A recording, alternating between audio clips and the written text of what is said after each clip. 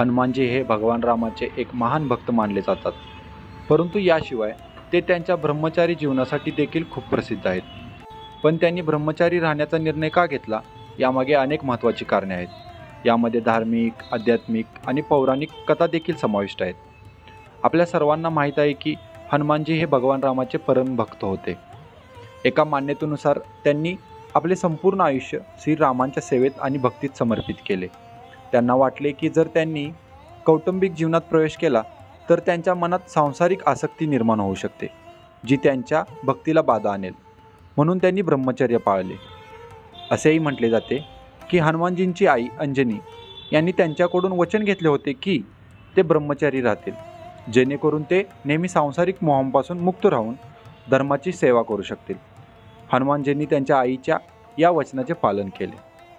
एका पौराणिक मान्यतेनुसार ब्रह्मचर्य पाळल्याने व्यक्तीला प्रचंड शक्ती, आत्मसंयम आणि दैवी सिद्धी मिळतात.